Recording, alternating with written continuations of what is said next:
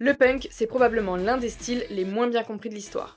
Quand on pense punk, on s'imagine tout de suite des crêtes, du cuir, des épingles à nourrice, quelque chose d'assez agressif, voire caricatural. Mais ce qu'on oublie complètement, c'est qu'à la base, le punk, c'est même pas un style vestimentaire. À la base, le punk, c'est de la musique. Mais alors, comment on est passé de la musique à la mode? Eh bien, c'est ce qu'on va voir aujourd'hui dans ce quatrième Fit and Fact, l'histoire du punk.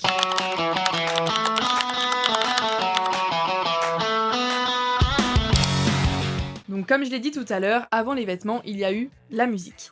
Le punk, il est apparu d'abord aux États-Unis dans les années 70 avec des groupes comme les Ramones, mais là où il a vraiment explosé, c'est au Royaume-Uni avec les Sex Pistols.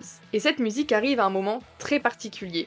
Le rock à cette époque est devenu inaccessible, trop technique. On est dans des solos de guitare interminables, dans des groupes élitistes, et donc une musique qui s'éloigne finalement complètement des jeunes. Et donc le punk, c'est la réaction directe à cette complexité du rock, parce que avec le punk, on est dans des morceaux qui sont plutôt courts, des accords assez basiques, et une énergie qui est 100% brute, presque violente finalement. L'idée c'est de montrer que tout le monde peut faire de la musique. Par exemple, les Ramones, dans leurs morceaux, utilisent souvent 3 à 4 accords, et c'est pas du tout par manque de technique, au contraire, c'est surtout pour montrer que la musique est accessible à tout le monde. Et ça, c'est déjà politique. Maintenant, il faut surtout comprendre le contexte. On est en Angleterre dans les années 70 et la situation, elle est cool pour personne. Il y a un chômage de masse, une crise économique profonde, une vraie perte de confiance dans les institutions, et une grande partie de la jeunesse se sent juste complètement abandonnée. Et donc le punk, il naît de cette frustration. C'est pas un mouvement artistique qui est détaché de la réalité, c'est justement une réponse à une situation très concrète. Quand les Sex Pistols chantent No Future dans God Save the Queen en 77, ce n'est pas juste une phrase pour faire joli ou qui doit slayer un peu, c'est une expression littérale du sentiment d'une génération entière. Je ne peux pas parler de punk sans parler de McLaren. McLaren, il a joué un rôle immense dans ce mouvement, autant musicalement que dans la mode. Avant même que le punk explose en Angleterre, McLaren observe beaucoup. Et d'ailleurs, il s'intéresse aux contre-cultures, aux contestations, et il voyage à New York, là où il découvre une scène underground très brute, notamment autour des New York Dolls. Il essaye de manager le groupe, mais ça fonctionne pas, ça prend pas trop, et c'est donc cet échec qui va lui donner une nouvelle idée, créer un groupe qui ne serait pas juste musical, mais qui serait pensé comme un projet culturel complet, avec une image, un message et une capacité à choquer. En parallèle, McLaren travaille avec Vivienne Westwood, que vous connaissez sûrement. Ensemble, ils tiennent une boutique à Londres sur King's Road, et cette boutique va d'ailleurs changer plusieurs fois de nom et plusieurs fois de DA, comme si finalement elle évoluait en même temps que leur vision. D'abord, elle va s'appeler Let It Rock en 71, inspirée un peu de la DA années 50, puis un an après, elle va changer de nom pour s'appeler Too Fast to Live, Too Young to Die, et ici l'ambiance elle va être plus rebelle, plus esthétique sombre. Et enfin, en 74, la boutique devient Sex. Et là on change complètement de dimension, la boutique devient un véritable espace de diffusion idéologique. En gros, tu vas pas dans la boutique pour t'acheter des vêtements, tu vas dans la boutique pour t'acheter une attitude. On y vend du latex, des vêtements inspirés du fétichisme, des t-shirts avec des images pornographiques ou des slogans hyper provocateurs.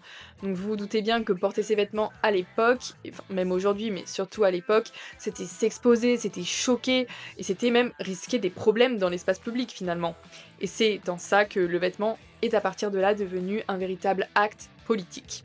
En 1977, les Sex Pistols sortent God Save the Queen, et là, c'est un véritable scandale national.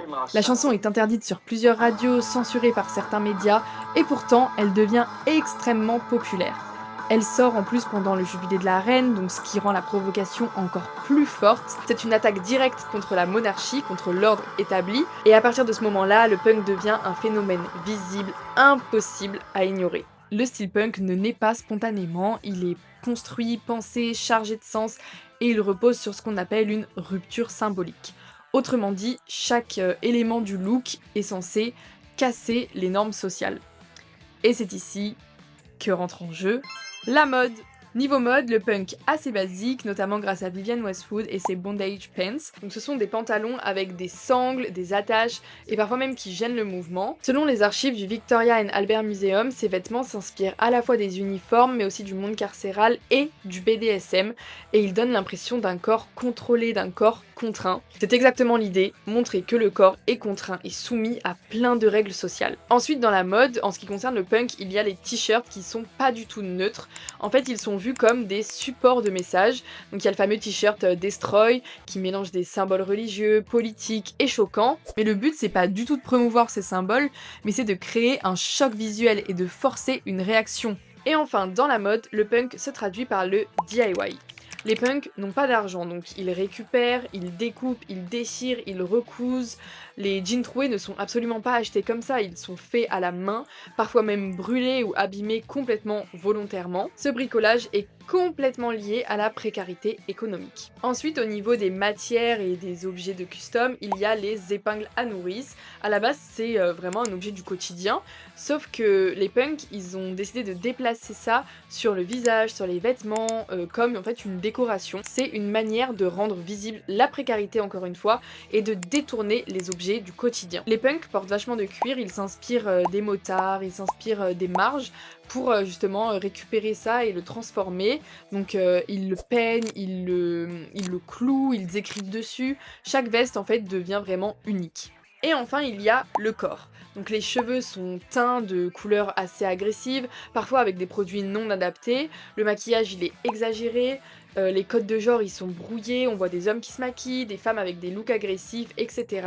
Le corps devient un message. Mais ce qui est intéressant, c'est que le punk n'est pas resté entre guillemets pur très longtemps.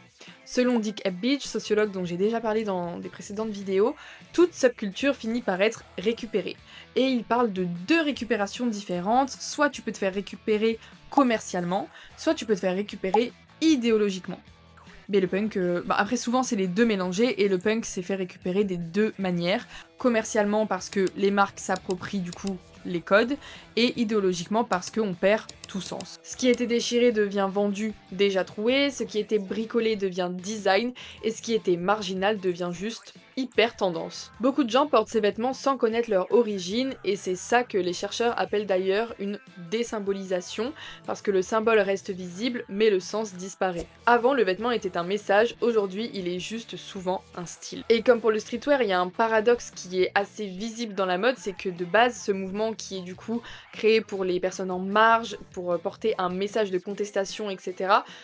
Aujourd'hui, il est présent dans l'univers du luxe. Des marques reprennent ces codes, le cuir, les chaînes, les déchirures, les slogans, et ils vendent ça à des prix très élevés. Donc là, je pense que vous captez un peu l'incohérence. Et c'est ce que le Fashion Theory Journal appelle l'esthétisation de la marginalité.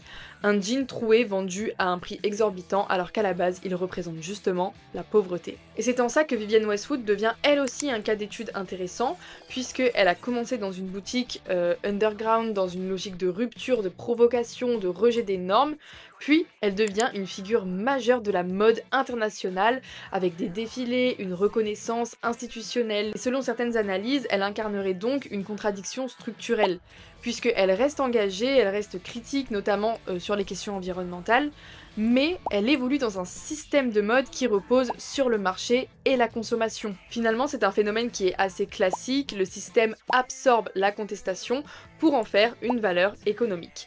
Et c'est pas simplement de l'hypocrisie, c'est le fonctionnement même de la mode. Alors, est-ce que le punk existe encore aujourd'hui ? Oui, dans certaines scènes underground ou dans une logique de DIY ou même dans certains collectifs alternatifs.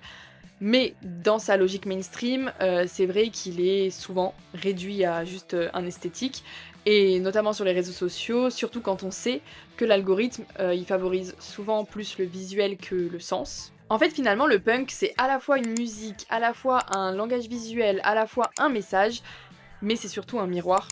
Un miroir de comment une révolte peut devenir une tendance, et comment un message peut devenir un produit. Voilà, j'espère que la vidéo t'aura plu, j'ai essayé d'être le plus concise possible, même si c'est vrai que le punk, il y a tellement de trucs à dire que c'est assez compliqué.